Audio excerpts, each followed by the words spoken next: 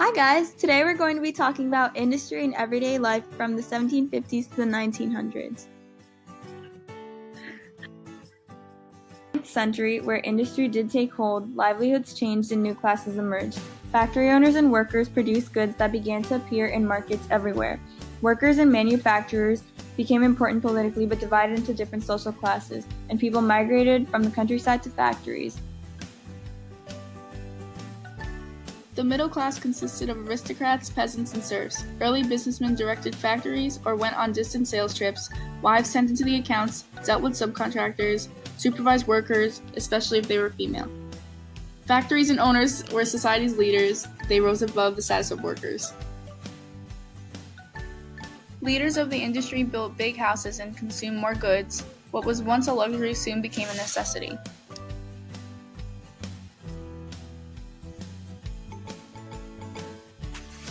They removed their wives from factory supervision and from the working world, beginning what historians term a cult of domesticity for women that signaled the family's prosperity. These leaders were called the bourgeoisie.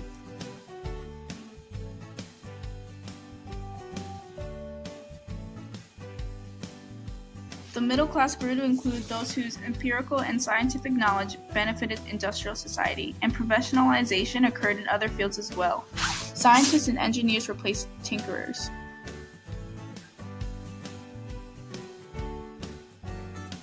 Women provided baby clothes for newborns and other goods to impoverished workers. Indian reformer Savitribai Phule, married at age 9, joined her husband in aiding the lowest caste untouchables. Despite mounting criticism and threats of violence against her, she founded schools for the girls of the untouchables caste.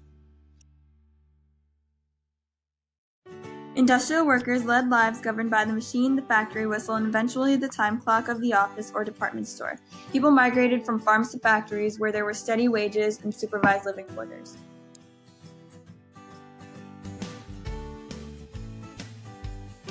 Many industrial workers were young, unmarried women whose families no longer needed them on the farms. Women and children were paid less than men, reducing labor costs, and this trend continued as the industry spread. After her husband died in 1910, the Mexican widow Marcela Bernal del Viuda de Torres left her sons to live with relatives and took her 2 daughters to Mexico City for factory work because she didn't want them to end up as maids.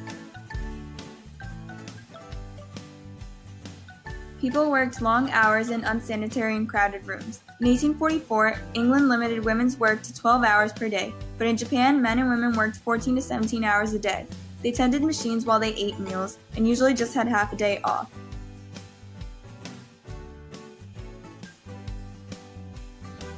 Machines lacked even minimal safety features, leading to amputated limbs, punctured eyes, torn off scalps, and other crippling injuries. A Japanese observer described cotton workers in urban factories as pale and exhausted with faces like invalids, young girls with the lifeblood sucked out of them.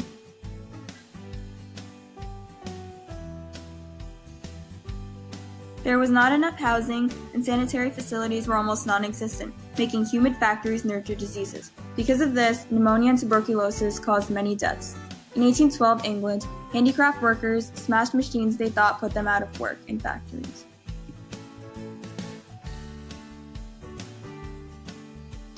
Since alcohol was a prominent feature of life in a world where there was no safe water or milk supply, people often got drunk and sometimes undermined the strict discipline that industrialists hoped to impose.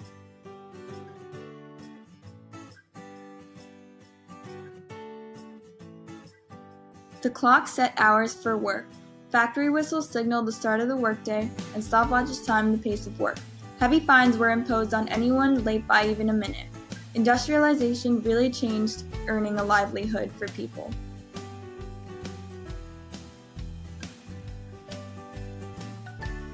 Industrialists and manufacturers followed the tradition of dividing work along gender lines. However, now the tradition was generally unpredictable. In some factory towns, the weavers were all men, and women performed some processes in finishing the woven cloth. In other places, women tended the looms, and men only repaired and maintained the machines. Women's work in factories, although it was identical to men, was said to require less skill, and it also received lower pay.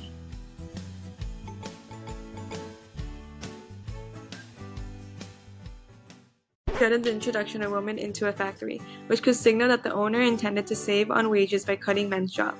Sometimes a wife or daughter in an artisanal family went to work in a factory because a husband could not pay enough to support the household.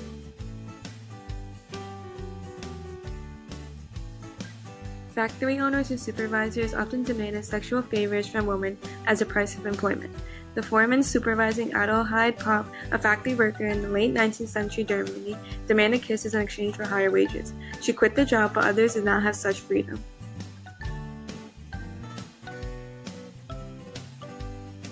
It was normal for supervisors to select one favorite woman, take her as a mistress, and then fire her once he was tired of the relationship.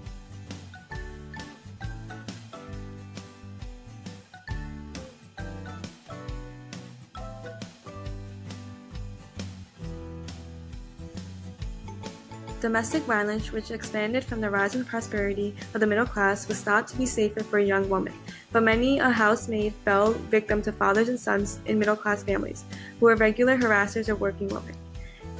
The woman would be fired, and pregnant servants quickly lost their jobs. The new white-collar sector advanced the sexual division of labor.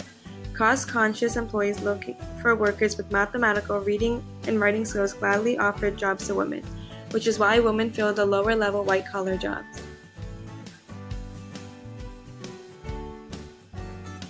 Since lower-middle-class women had few other employment options, businesses in the service sector paid women much less than men for the same work as in factories.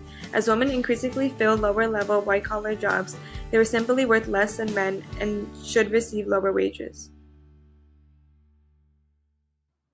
Although the exploitation of children is still a feature of industrialization, the use of child labor by early industrials were especially harsh. They were small children, that's why they were able to fit into small areas of the machines and fix them.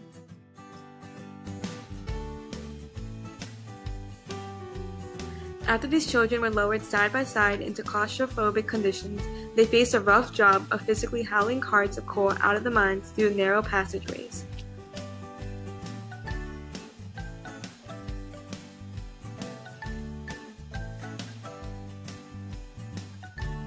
Because of these extremities, children suffered from coal dust and extremes of heat and cold.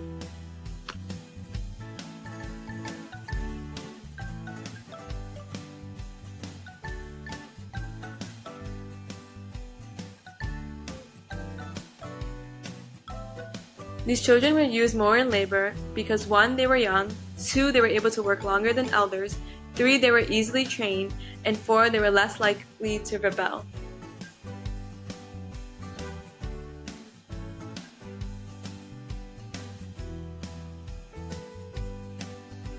The four main points we learned about today are the changing middle class, the new working class, the sexual division of labor, and child labor.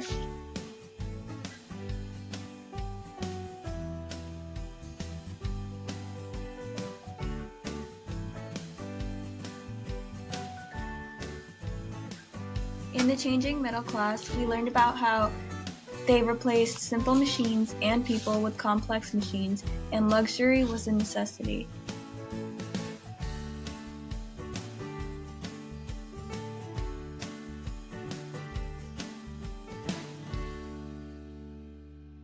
In the new working class, we learned about how new patterns of work in large factories transformed the rhythm of labor.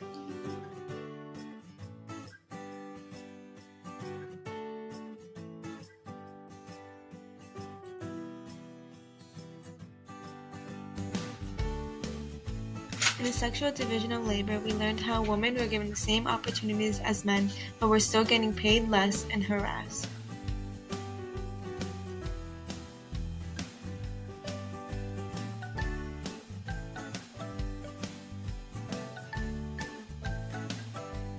In child labor, we learned how children were young and trained easily, and that's why they were put into fixing factory machines.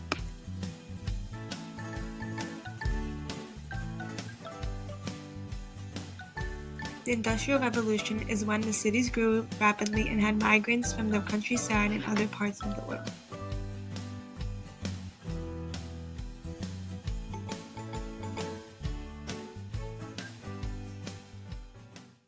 created using Powtoon.